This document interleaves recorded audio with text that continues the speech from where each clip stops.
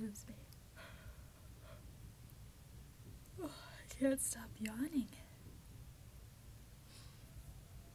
Okay, so where did we end? Okay, we ended on part 3, so let's begin with part 4 of The Writing of Fiction by Edith Wharton. Alright, I think it's getting better and better, don't you? These considerations have led straight to the central matter of subject. And inextricably interwoven with it are the subsidiary points of form and style, both of which ought, as it were, to spring naturally out of the particular theme chosen for representation.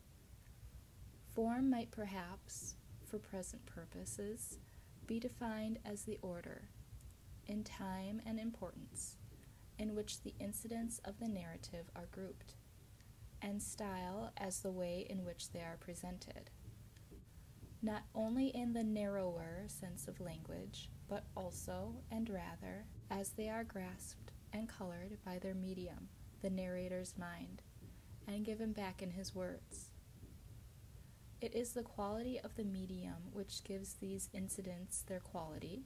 Style, in this sense, is the most personal ingredient in the combination of things out of which any work of art is made. Words are the exterior symbols of thought, and it is only by their exact use that the writer can keep on his subject and close the patient hold which fishes that murex up, and steeps his creation in unfading colors. Style in this definition is discipline, and the self-consecration it demands, and the bearing it has on the whole of the artist's effort have been admirably summed up by Marcel Proust in that searching chapter of El hombre de buenas vidas en flores, where he analyzes the art of fiction in the person of the great novelist Bergotte. The severity of his taste, his unwillingness to write anything of which he could not say, in his favorite phrase, "C'est tout," harmonious, delicious, this determination, which had caused him to spend so many seemingly fruitless years in the precious carving of trifles, was in reality the secret of his strength. For habit makes the style of the writer as it makes the character of the man, and the author who has several times contented himself with expressing his thought in an appropriately pleasing way, has once and for all set a boundary to his talent, and will never pass beyond. These definitions of form and style being established, and the preliminary need of the harmony between the author's talent and his argument being assumed, one is next faced by the profounder problem of the inherent fitness of any given subject as material for the imagination. It has been often said that subject in itself is all important, and at least as often that it is of no importance whatsoever. Definition is again necessary before the truth can be extracted from the contradictions. Subject, obviously, is what the story is about, but whatever the central episode or situation chosen by the novelist, his tale will be about only just so much of it as he reacts to. A gold mine is worth nothing unless the owner has the machinery for extracting the ore, and each subject must be considered first in itself, and next in relation to the novelist's power of extracting from it what it contains. There are subjects trivial in appearance, and subjects trivial to the core, and the novelist ought to be able to discern at a glance between the two, and know in which case it is worthwhile to set about sinking his shaft. But the novelist may make mistakes.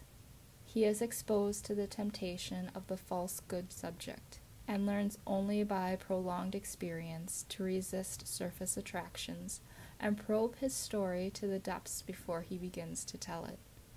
There is still another way in which subject must be tested.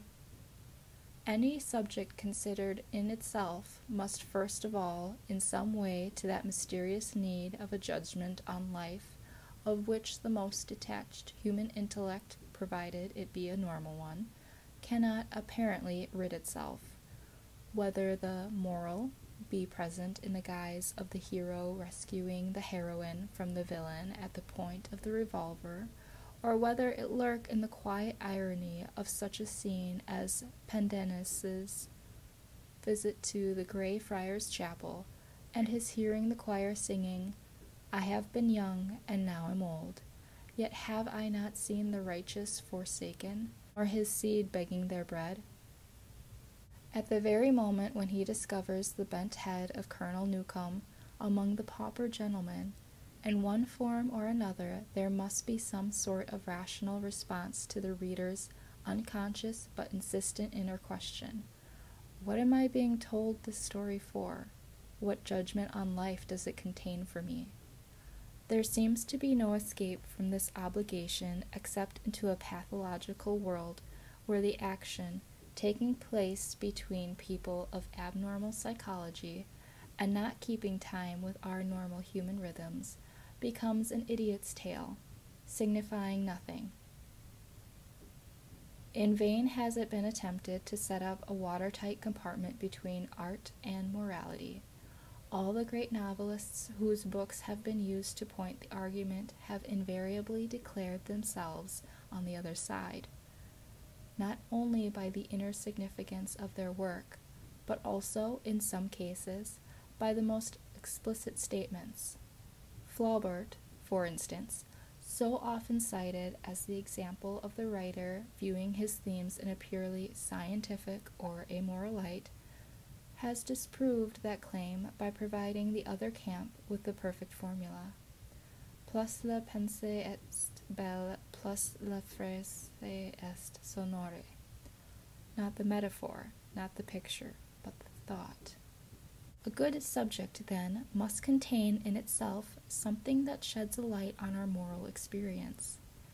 If it is incapable of this expansion, this vital radiation, it remains, however showy a surface it presents, a mere irrelevant happening, a meaningless scrap of fact torn out of its context. Nor is it more than a half-truth to say that the imagination which probes deep enough can find this germ in any happening, however insignificant. The converse is true enough. The limited imagination reduces a great theme to its own measure. But the wide creative vision, though no fragment of human experience can appear wholly empty to it, yet seeks by instinct those subjects in which some phase of our common plight stands forth dramatically and typically, subjects which, in themselves, are a kind of summary or foreshortening of life's dispersed and inconclusive occurrences. Okay, have a good night. Please like, share, subscribe. Visit the Happy Little Pup at Redbubble and Zazzle, also at the Wordpress blog and on Instagram. Bye now.